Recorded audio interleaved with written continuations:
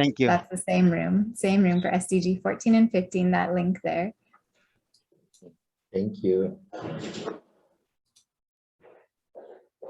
Okay, so we're good to go, Juliet, with SDG4 in this room. Great. Well, welcome everybody to the breakout room on SDG4 on quality education. If you want to visit the room for SDG14, please click on the link in the chat box. But this is going to be a 35-minute discussion about quality education. My name is Frank Thomas, and I work for ADB, the Asian Development Bank's Strategy, Policy and Partnerships Department. Thank you very much for participating today. As you heard earlier, Thank you. The discussions today are going to be providing some directions to the 2022 Asia-Pacific SDG Partnership Report, which is going to be about inclusive and resilient recovery from COVID-19. We hope that the discussions today in this breakout room will provide some interesting inputs into specifically educational points and points relating to SDG4 that will help to inform our report next year. Without further ado, I'm very pleased to say that we're being hosted today by Ms. Anna Platanova, Head of Office of the United Nations Resident Coordinator Office in Georgia. And I will hand over to Anna now for some initial kickoff remarks. Thank you, Anna. Thank you, Frank. Greetings from Tbilisi, dear colleagues. It is my pleasure to co-facilitate this breakout session together with Frank, and to continue our discussion following on some of the initial remarks and findings that we've heard during the plenary on the impact on quality education, progress towards SDG4, and the possible pathways towards an inclusive recovery that leaves no one behind in the field of education.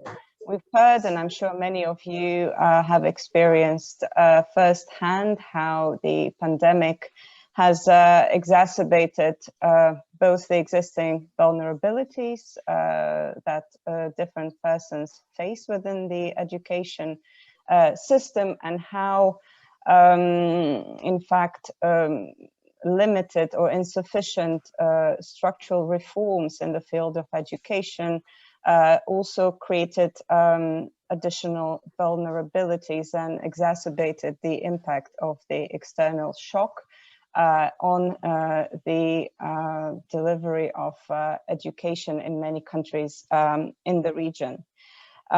So the challenge is in how to ensure the continuity and quality of learning, including in the conditions of the great digital divide, but also many other dividing lines in our societies and economies, but also how to meet not only cognitive, but also emotional and social needs of the learners, how to protect and enhance the health and well-being and safety of teachers in this period, and also prevent the brain drain from the education sector, and also how to engage the parents and how to work with the very important aspect of home conditions for education, which in fact prevent many learners from progress.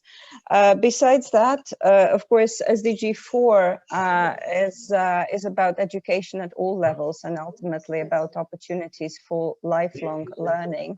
So both education for children and youth, and adult learning, which would also be critical for recovery as an enabler for transition between industries, for appropriate school to work transition for the youth. And again, an area where it is the most vulnerable people with least access to quality adult education that are often most in need of these. We have half an hour for our discussion, and we have some guiding questions for you. which are broadly framed around the impact of the pandemic. How has COVID-19 affected progress towards SDG4 in your country or in your work? And how have these challenges been mitigated or addressed in the various recovery measures of your government and your institutions? The second round of comments would be around recovery measures, so how they would be different for various vulnerable groups within countries and between countries, and where you see the emerging possibilities, concrete initiatives and priorities to invest in order to enable a more sustainable recovery. And as Frank has mentioned, these ideas would feed into the SDG report 2022. We hope for your active participation and frank and honest sharing of your thoughts and experiences. Now, please raise your hand as if you would like to make a contribution. Feel free to also use the chat box to provide any additional comments that you wish. And I would suggest that we first look at any comments related to the impact and the place of education and addressing the negative impact on education in the current recovery measures. So please, dear colleagues, the floor is yours.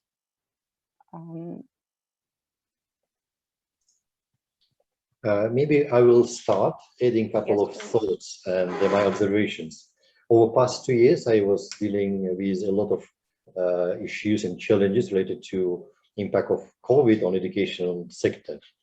And I could see like 3 major areas where we could see huge changes. However, those changes could be actually, of course, they have some negative aspects, but they can be used in order to use momentum to make also some positive changes. Number 1 is digital transition. When we talk about digital transition, we talk about, of course, negative impact. One aspect is digital divide within the societies and between the countries.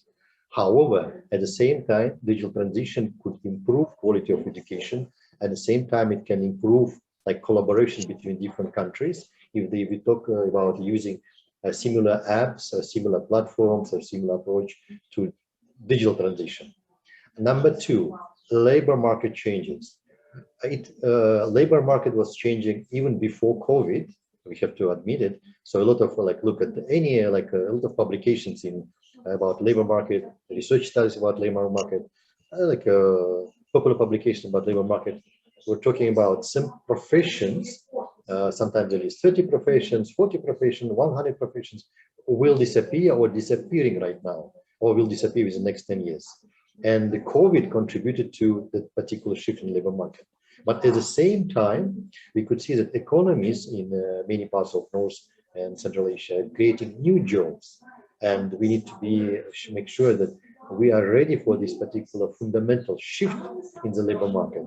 And we are ready to use new tools in the field of education as changing approach to and introducing maybe new skills and competences into education at all levels. Make sure we are ready to deal with the fundamental shifts in labor market. And number 3, I usually talk about curricular development. I could notice that some countries, some colleges, universities, individual schools are more successful when they are flexible. They show flexibility in introducing like online learning, where they have no face-to-face opportunity for face-to-face education. They introduce digital platforms, digital tools, when they have COVID-19 related closures. So, and curricula is when those schools, colleges, universities, those who were flexible in developing curricula and revising curriculum. So they were more successful, and you could see graduates from those schools, college, universities, currently actually dealing better in labor market, current labor market compared to those who actually were behind or late in making this particular this flexibility and these changes. Thank you. Thank you very much. Colleagues, I would ask you to kindly mute your microphones if you are not speaking. Also, it's quite difficult to see who is raising a hand. So it would be great if you could indicate your willingness to speak in the chat box. Would anyone like to take the floor?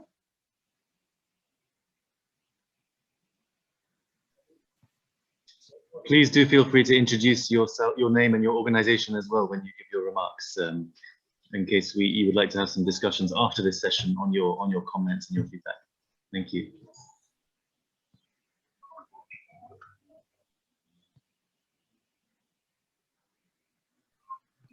I think we have a comment from Ting Ting from ESCAP in Bangkok.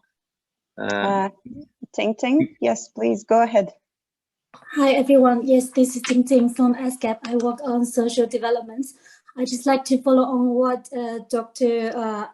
Abazov has mentioned about how to also improve quality education with the perspective of the labor market changes.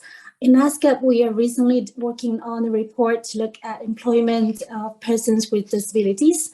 At the same time, we have been observing some additional challenges for vulnerable groups such as persons with disabilities, in terms of adapting their skills and trainings to in response to the changes in the labor markets because of COVID-19. For example, the increase in using distance working, teleworking, job and employment. So I think across the region, it would be also very important to consider these aspects in terms of how to adapt the learning and vocational education, etc., for groups of particular vulnerabilities. That's just an additional comment from my end. Thank you.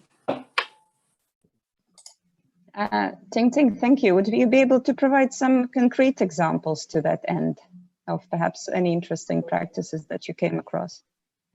Well, we don't have a lot of quality data from across the region, and the report hasn't been published. But I could possibly share that there have been anecdotal evidence from countries where informal sector is the key foundation of the economy, and also this is the sector where persons with disabilities have the most opportunity to get jobs and wages. So because of these contexts, the impact of COVID-19 in the labor market has intersectional challenges for persons with disabilities, for example. An example is that there are a lot of persons with disabilities who are engaged in producing dispatch works or processing documents for bigger companies or work processing, etc., which now have to work remotely. But without a good digital connectivity and the skills necessary, they are at higher risk of losing their original jobs and income. So that is the kind of situation we are looking further into in the report I just mentioned, but it hasn't been published. So more evidence and discussions would be disclosed later. Thank you. Thank you very much. Perhaps some additional comments on the digital divide, and we've heard already some comments in relation to the use of digital opportunities in education. But very importantly, digital divide means that many schools and many learners in our region simply do not have access to online learning opportunities. In Georgia in particular, this meant that remote learning had also been provided on TV, for example.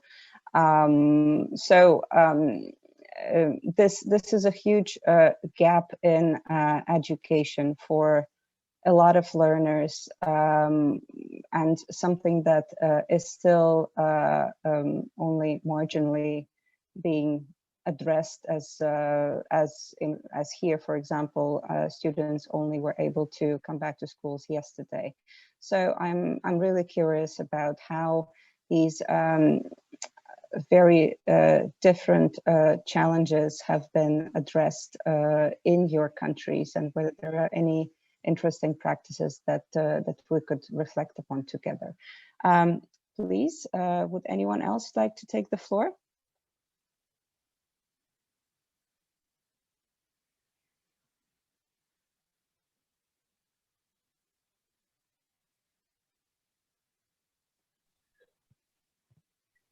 Perhaps a question for, is someone about to make a comment? If not, perhaps a question for Dr. Abazov on his remarks relating to digitalization. So certainly, I think that's a very interesting point, that where there have been many negative impacts of the pandemic, those impacts also lead to opportunities. And you've given a very sort of tangible example of digital transformation, which can lead to enhanced skills and sort of facilitate entry to the labor market, etc. My question would be, do you think North and Central Asian countries, which is obviously the area covered by this forum today, are particularly relevant for this point relating to digitalization, digital transformation? Would you say they've made some significant advances in this area over the past 18 months? Or are they indeed lagging behind, do you think, compared to other sub-regions of Asia? Do you have any comments on that aspect? You know, I followed some debates in academia among scholars, those who studied educational transformation, including digital transformation in field of education in North and Central Asia. And I remember there were a lot of negative, actually, remarks about digital transformation, because they said quality education could be delivered only during in-class learning and in-class learning. A lot of people actually follow old schools. However, COVID actually made, like, it was game changer. A lot of scholars, actually practitioners, educators, teachers actually accepted reality that they need to change their attitudes towards digital education and learn how to use them better, in a better ways. So, for example, one of the challenges, like in the early 2020, was, okay, we got equipment. We provided equipment to Tibet colleges in my area. We provided equipment to universities around our areas. However, we suddenly realized that many teachers cannot use them simply. They don't have skills and competences to use technologies, number one, to adapt their curricula for delivering over internet or online education. And number three, they have no experience in doing it. So in this context, COVID had actually, we could see that had one impact that I would not use word forced, but encouraged many teachers, educators, scholars to learn how to use new technologies, especially digital and technologies in educational process. So in this case, we could see digital transformation started in North and Central Asia a bit later, way behind the Southeast and Southeast Asia is behind East Asia, and this is like a reality. The North and Central Asia quite behind those regions. However, right now they have opportunity to catch up, because they got many schools, many Tibet colleges, many universities got equipment, and over past 18 months, a lot of teachers, many teachers, many educators got training. Therefore, I believe within next 20 months, they will be ready to move forward in digital transition. Also, they probably will stay behind, for example, East Asia. Thank you very much. I would like to now give the floor to Zakira Begalieva. Please, the floor is yours.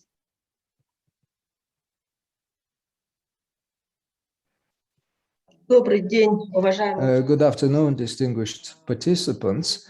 This is a very interesting discussion indeed, and I would like to talk about my personal experience in terms of our implementation experience in digital learning for people with disabilities. We do understand that they are often lagging behind, and during the COVID pandemic, the situation with people with disabilities is even worse, and due to the lack of internet, what we call digital divide, in terms of providing these individuals with high level skills. Our fund for competencies development is focusing for more than 3 years of providing new professional skills in the digital area through our short-term courses. All of them are online.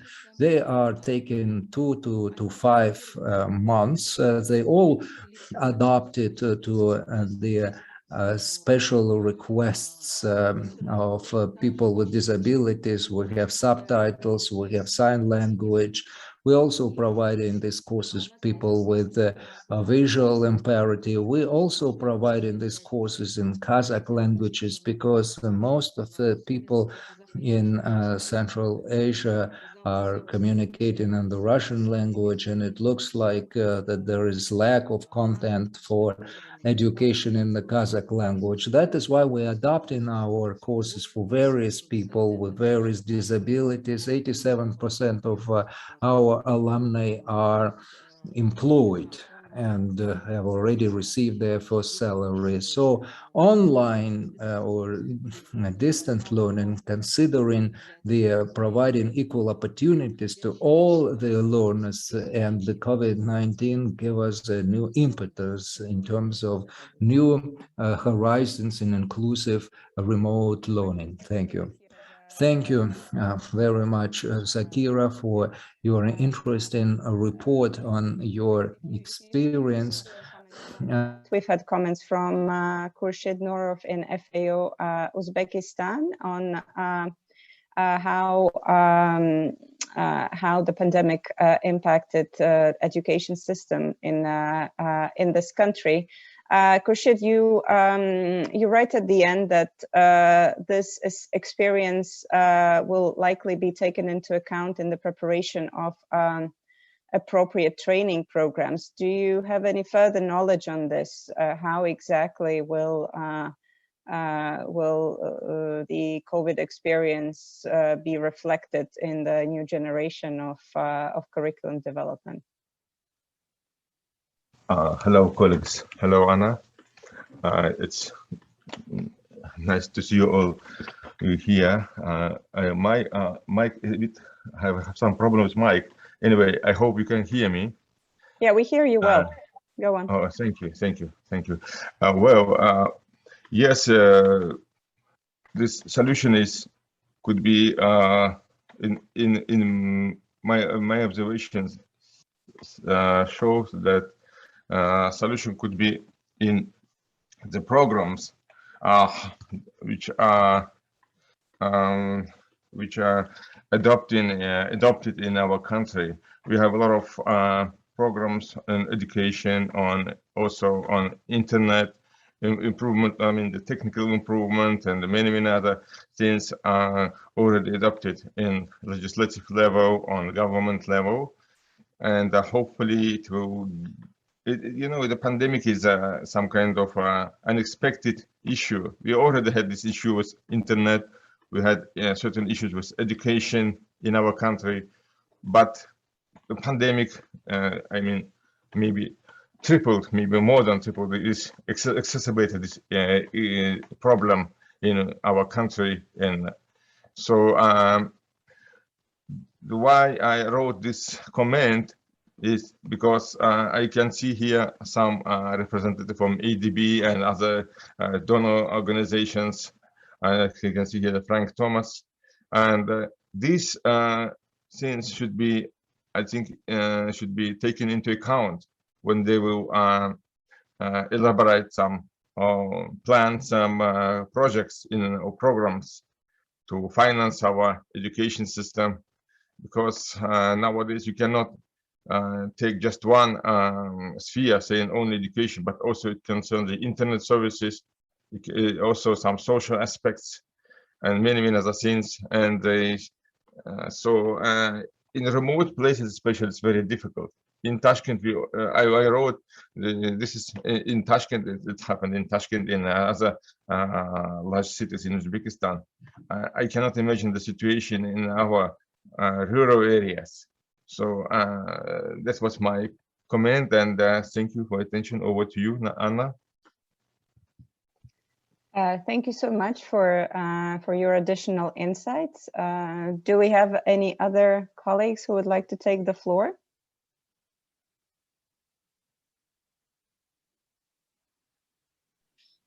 Perhaps I could just ask our ESCAP colleagues to show us the polling question. We have an interesting polling question, I believe, which we'd like to ask the audience, where everyone can vote relating to SDG4 education. Do we have an ESCAP IT colleague who can put the polling question on screen, please? There we go. So quality education has been included in COVID-19 recovery measures in my country. So from your perspective, from your country or your institution, to what extent do you agree with this statement? That in the recovery measures of your government, of your country, education, SDG4 has been integrated and included. Please, please choose your answer.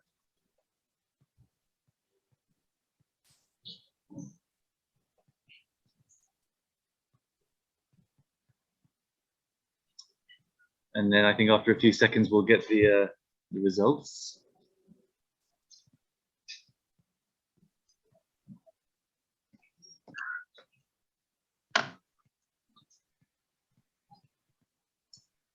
Do we have the results, ESCAP, please?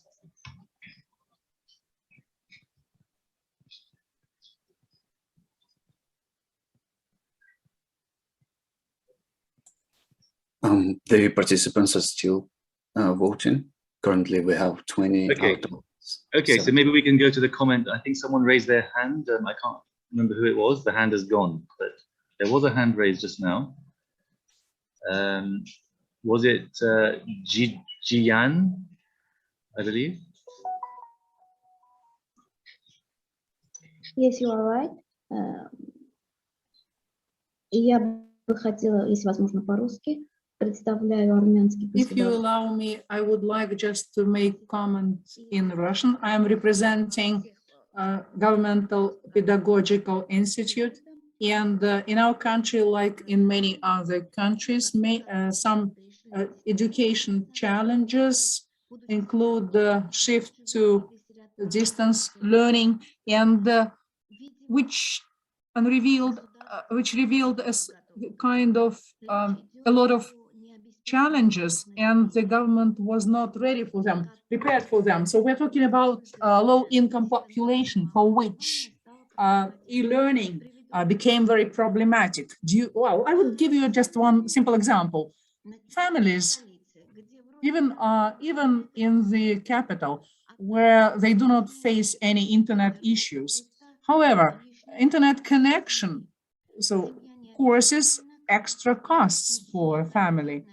If a family has many children, so that means that several gadgets or several devices which are needed for just e-learning, lessons, e-lessons, and children should be in different rooms. And so we are not an exception. And certain issues to overcome those issues were found in cooperation with the NGOs, which provided support to those families to most extent, but still the issue was not resolved. In certain issues, people still face issues, challenges, and this is an issue of quality of education. And I'm just representing Armenian Pedagogical University, and we used to have distance learning system. We just had to shift from offline system to online system. But even in that case, we had a lot of students for whom certain training aids were not accessible. Well, due to such issue like access or lack of access to internet, both in physical terms and financial terms, students who had no money to pay for internet on a permanent basis. And there is one other challenge that I would like to draw attention to, the role of interrelations between children and or between students and professors in offline mode. An example of a tutor, of teacher, of professor. So it is somehow blurred. So this formalism leads to stereotype thinking and creative potential. Well, I'm afraid we just start losing this creative potential. Thank you for your attention. Thank you very much, dear colleagues. Unfortunately, we have come to the end of our shorter breakout session. We have also taken note on additional comments from Dmitry and Aygul in the chat box. Thank you very much for those. We will do our best to reflect the summary of these discussions in the plenary. Thank you all, and see you soon. Thank you very much. Thank you, everybody. Thank you for your participation. Thanks. Thank you. Thanks. It was very interesting. So those of you who would like to do SDG5 next, please stay here. Those of you who want to do SDG15, please click on the link in the chat. And we will start in 1 minute with SDG5 in this room. Otherwise, please go to the other room, click to the link.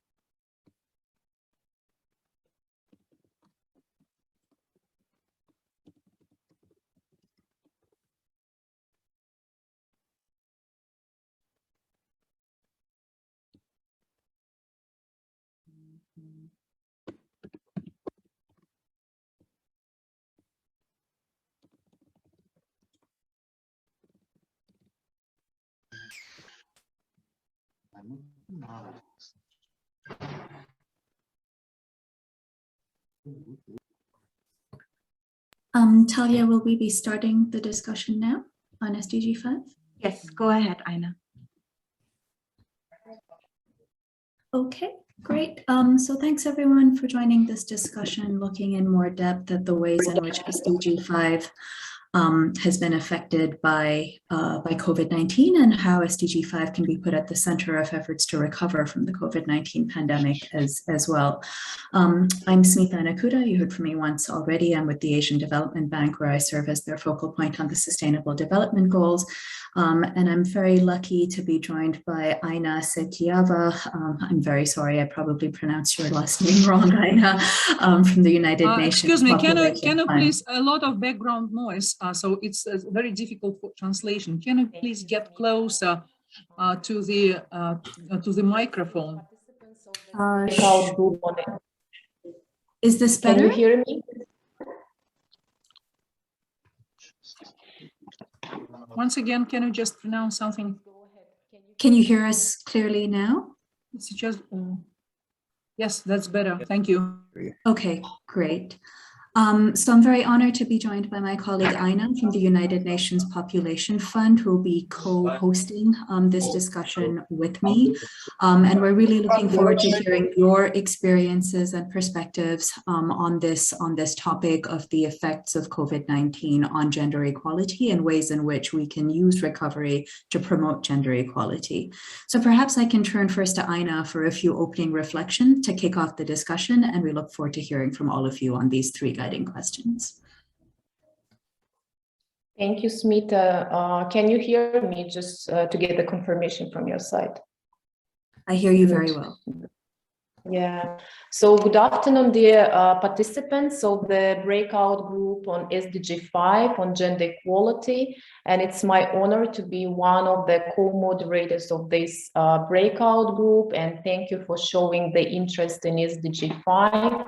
I can see that we have more than 70 participants who joined the breakout group, and I'm very excited to moderate specifically the SDG5 group and discuss with you, based on your experiences and expert knowledge in your respective countries and organizations, the effect of the COVID-19 pandemic, which we already discussed, reversed the progress that has been made on gender equality and women's rights in the countries of the North and Central Asian sub-region. Just taking the opportunity that I have the role of the co-moderator, let me briefly relate the work of the United Nations Population Fund and how we relate to achieving SDG5. So UNFPA is a specialized reproductive health agency, and our global mission is to support the governments to achieve three transformational results that directly contribute to the achievement of the SDG on gender equality. And maybe it will help to facilitate our further discussion today. So there are three, we call them 3 zeros. First is ending unmet need for family planning, which is central to women's empowerment and sustainable development. Second result is on ending preventable maternal death. And still, just for your information, some 830 women and adolescent girls die each day from preventable causes related to pregnancy and childbirth. Third result is on ending gender-based violence and harmful practices.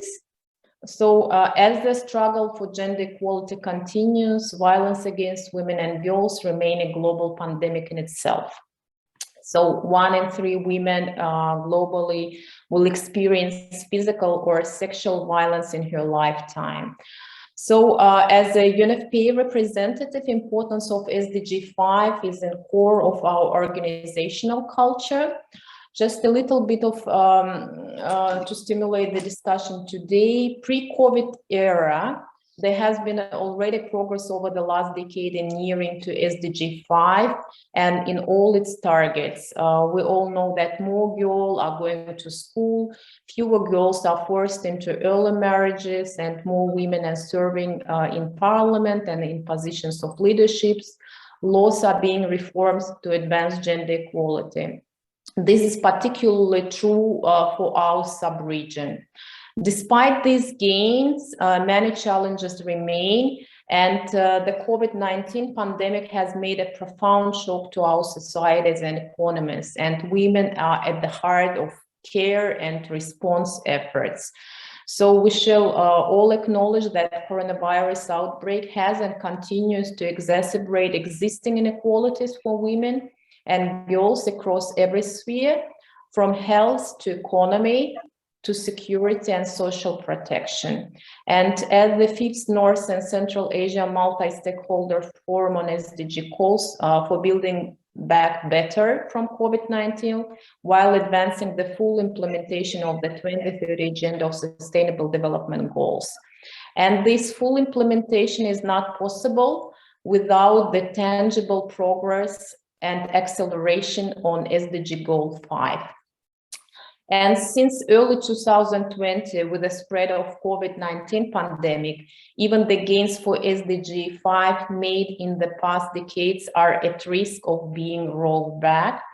And as I mentioned, the pandemic is deepening pre-existing inequalities, exposing vulnerabilities in social, political, and economic systems, and impacts across all other sustainable development goals. So all 9 targets under SDG 5 on gender equality and women's empowerment and other respective SDGs may be relevant to address many of our sub-regions' challenges brought by the global pandemic. I just will mention a few of them. So women play a disproportionate role in responding to the virus, including as frontline health workers and carers at home. And women's unpaid care work has increased significantly as a result of school closures and increased need for older persons. And this was well mentioned by our expert on gender, Ms. Mustafina, in her excellent presentation about women's entrepreneurship in Kazakhstan. So we could also discuss the economic impacts, which are felt especially by women and girls, because generally they earn less and they save less. So nearly 60% of women working in the informal economy, which put them at the greater risk of falling into poverty. So also we could discuss today that health systems and how they affected gender inequality. So in countries with weak health system, pregnant women and new mothers, newborns are now in a even greater danger. So, and also importantly, the pandemic has also led to a steep increase in violence against women and girls. With all the lockdown measures that we have seen the increase in gender-based violence. So women's well-being has suffered during COVID-19 outbreak, with incidents of domestic violence, which has increased by 30% in some countries of our sub-region. And also very importantly, we could also discuss the issue of data across SDG 5 and other related SDGs, because we all know that to address vulnerabilities and inequalities, we should know where we have to focus our attention. So as such, the objective of today's breakout discussion, as mentioned by Smita, we will share our reflections and insights on how we can prevent the reversal of progress made on gender equality. So please feel free to introduce yourself, your organization, background, and country, and share the impact of the coronavirus on gender equality and what examples you could actually bring, because as I understand, these examples will feed into the 2022 SDG partnership report, and it will be a great opportunity for visibility and knowledge sharing for the countries of our sub-region. So we could start our discussion, colleagues. So raise your hands or put your comments into chat box, but please introduce yourself because it's difficult to see who is speaking. And you can use whatever language is comfortable with you, be it English or Russian.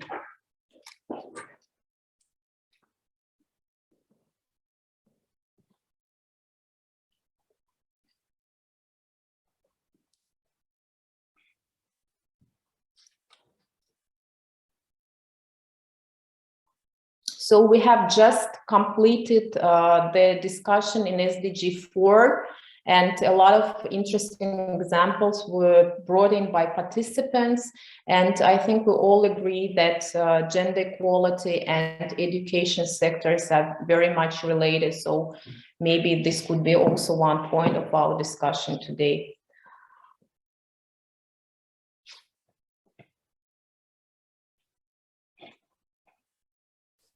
Also seeing amongst our participants a huge diversity of expertise and organizational representation. So I just from looking at your titles, it looks like we have ministries of finance as well as some representatives of national statistics offices participating in our group right now, and it would be great to hear any reflections that they have from their perspectives also on the variegated effects on women, opportunities to strengthen data collection related to women's needs, those sorts of issues. Mm-hmm. And you can see guiding questions on your screen, which can facilitate the discussion, but it's indeed very important to share your country examples and how you could actually address those issues related to SDG5 and across all SDGs, in fact, because gender is a cross-cutting issue. So colleagues, please feel free to come up and just speak up.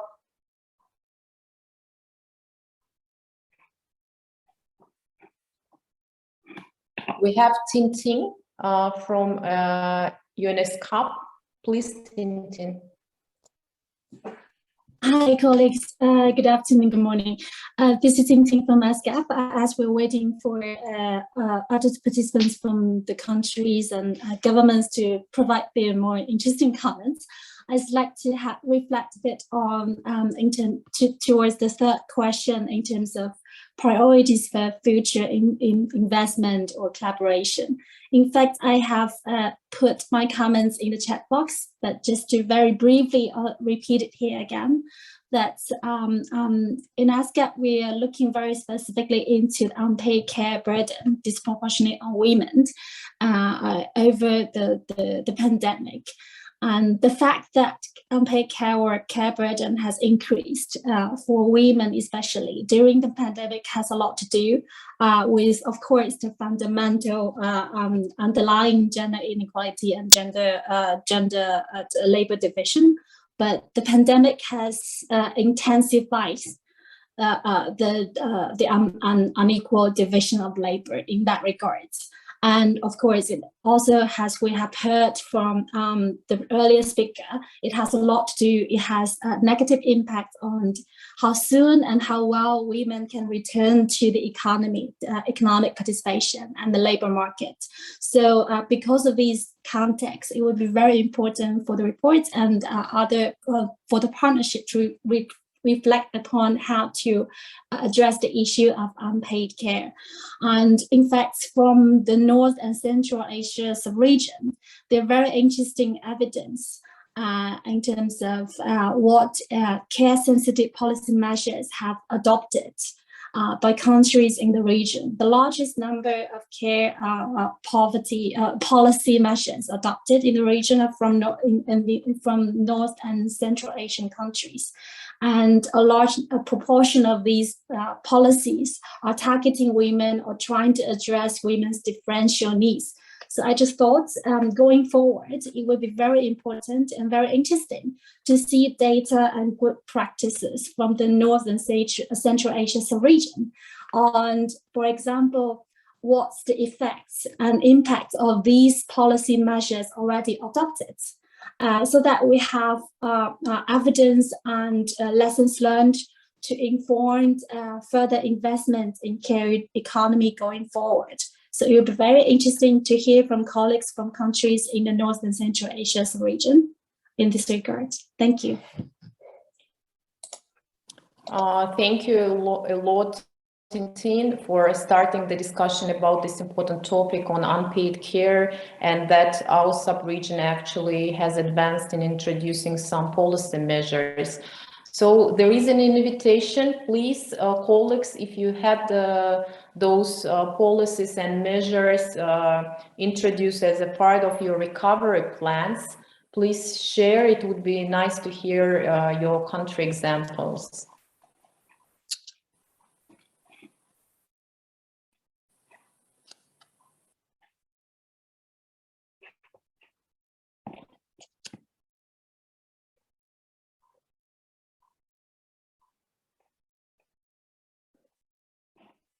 I don't see any hands, unfortunately.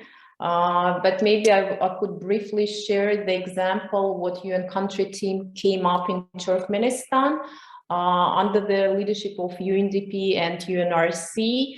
There was a development of the joint government and UN socioeconomic response plan, actually, which identified some key vulnerable groups in the population, and women were actually prioritized in this planning, and it helped us to stimulate the discussion across all sectors.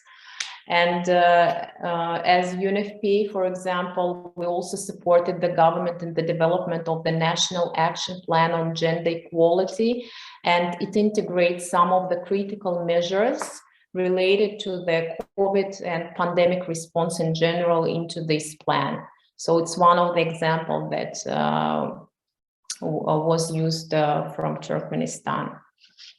So colleagues, I know that we have representatives of all 9 countries here. So it would be nice what actually you are doing in Kyrgyzstan, Kazakhstan, Tajikistan, Russia, Armenia, Azerbaijan. So colleagues, please, it's indeed important to report back to the plenary with the strong examples that were implemented at the ground.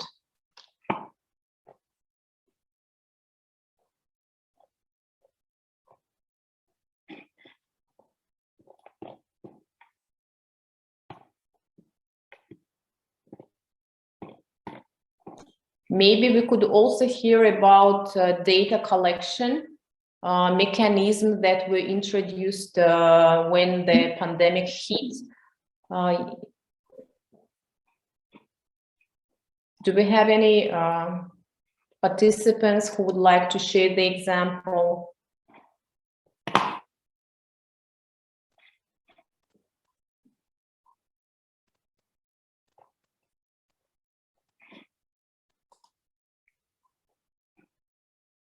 So as we discussed, colleagues, it's not only SDG5, which is now in the focus, because we all know that gender equality, it cuts across all key SDGs. For example, we could speak about SDG1, that we shall recognize the need for special support for women by government in the face of the pandemic, and talk about social protection mechanism introduced for women, girls, and families in need of the which are already on the economic margins. It's also SDG3 on health. It's SDG4 on education. It's SDG 17, which is all about the partnership and data collection. So colleagues, please feel free to share. If I may add, because this particular area of great concern in the field of education. From our experience, we could see that, can you see me? That the women, especially from remote rural areas in many parts of Central and North Asia, actually need more attention, more investments, and more training in using modern digital technologies, online learning, for improving their skills and competences and improving their competitiveness in the labor market. I would like to highlight this a very important area for intervention at the current stage and probably in future. Thank you. Thank you. And could you please introduce yourself, because I cannot see who is speaking and what country experience. My name is Rafiz Abazov, Honorary Director of Ban Ki-moon Institute for Sustainability. Thank you, Mr. Almazov. And indeed, this is a very important discussion because to contain the spread of the virus, many countries in the sub-region have temporarily closed educational institutions nationwide and locally. And as was mentioned by Mr. Almazov, many girls from disadvantaged households cannot participate in these remote learning opportunities because both their homes and their schools lack the required tools, sometimes skills and technologies. And This also brings us back to widen the gap of inequalities in accessing the remote learning at the time of the pandemic. And we have one example. I see a comment from Maria Rodkina from Azerbaijan. Who says, I will comment about government support to women entrepreneurs. Please, Maria, if you could speak up and share, but you are saying you cannot join by voice. I understand you are typing in into the chat box. Please do. And we have a comment from Khurshid.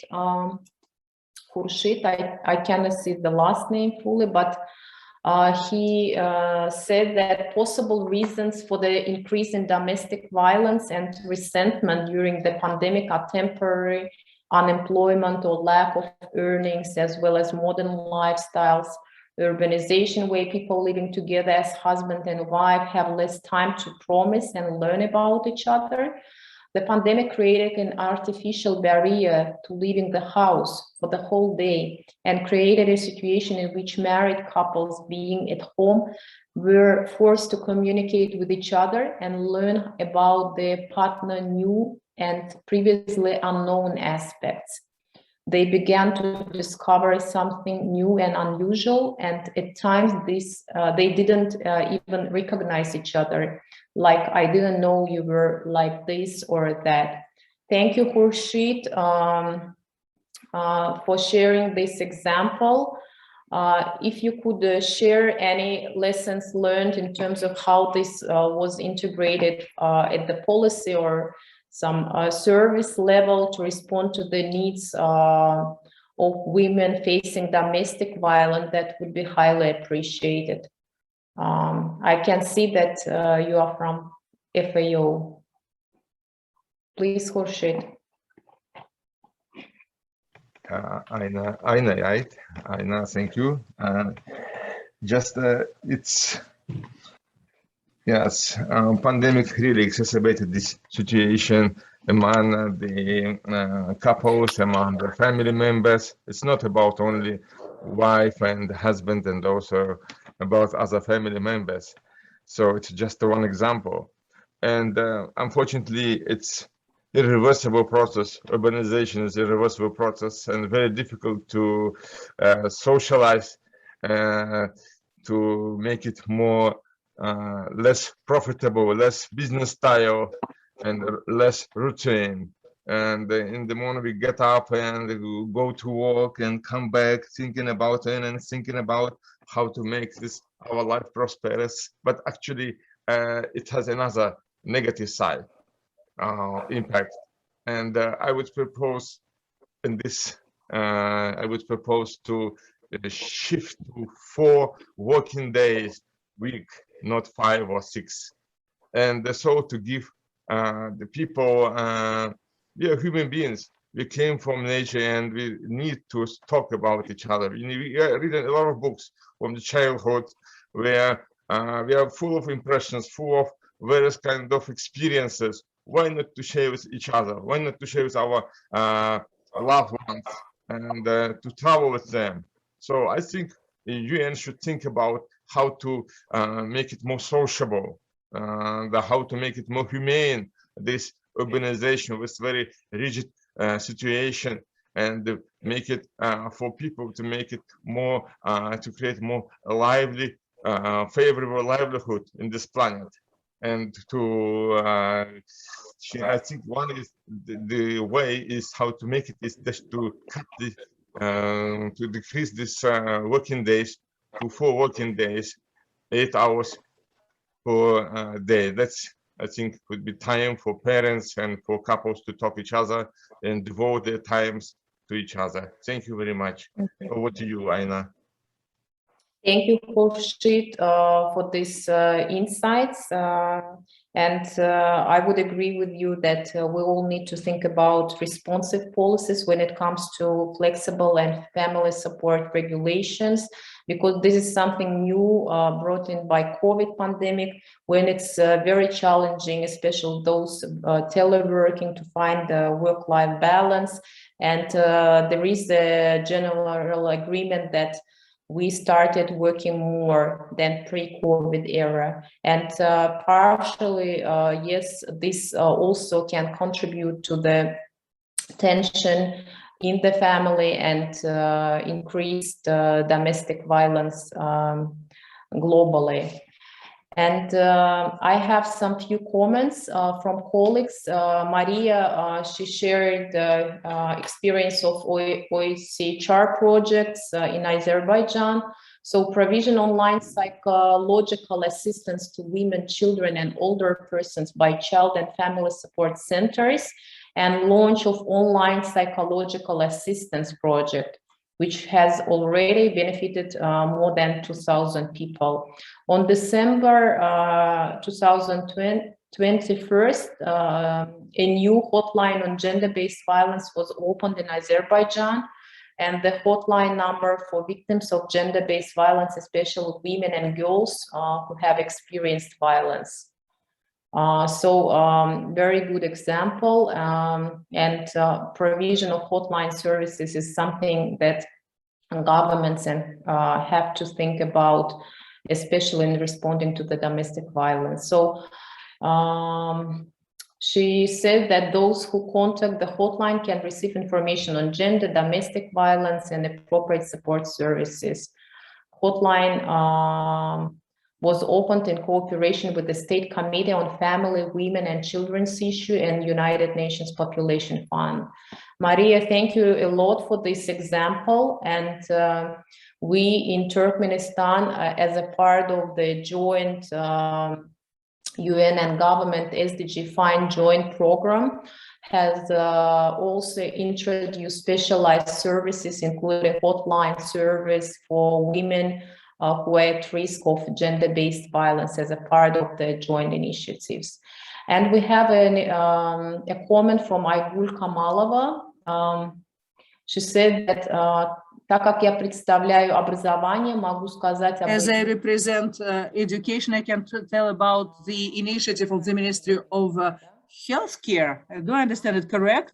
Of Kyrgyzstan in relation to SDG5, the Ministry of Education and Science of Kyrgyz Republic just drafted regulations on anti-gender expert examination procedure. So thank you very much, Aygul, for your experience. And in effect, I do understand that this is an initiative which was drafted within recovery plans after COVID-19 pandemic. That the Cabinet of Ministers of Azerbaijan approved the rules of state guaranteeing and subsidizing interest of loans to entrepreneurs. According to the rules, guarantees and subsidies are issued to entrepreneurs operating in the areas affected by COVID-19 coronavirus pandemic. Thank you, Maria, for this another example. And I also want to mention about experience of Dildora. I cannot see the full last name, unfortunately. Pandemic had just a big impact on small business where women work, mainly. So many women are deprived of income because business owners just started getting less revenues and started reducing workplaces. So, and small business still feels this pandemic impact, specifically in small towns. Thank you, Dildora, for you, in spite of the governmental measures. Thank you very much, Dildora. We were discussing that issue today, women, particularly those who just are in small business, suffered as a result of the global pandemic. I can see that Natalia is saying that we can wrap up because the time is up. So thank you, colleagues, for sharing those interesting examples. And if you could also submit your voices as a part of polls for SDG5, this would be appreciated. Thank you. And I will see you back in the plenary.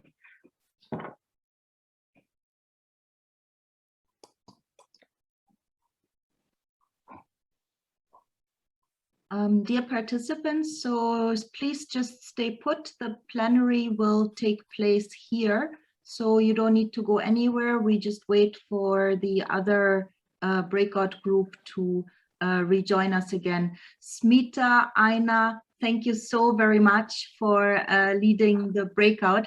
I think people were a little bit maybe shell-shocked. I don't know, we were a big group, so we were slow to start. And just now when people started giving comments, the time was over. So that was a little bit unfortunate. Next time, we'll try to warm up people somehow better, or maybe people can add comments quicker. But we have some nice comments in writing, so thanks very much. And yeah, everybody, please stay here. We want to hear the wrap-ups from the 4 breakout groups. So we will start again with Juliet just in a moment.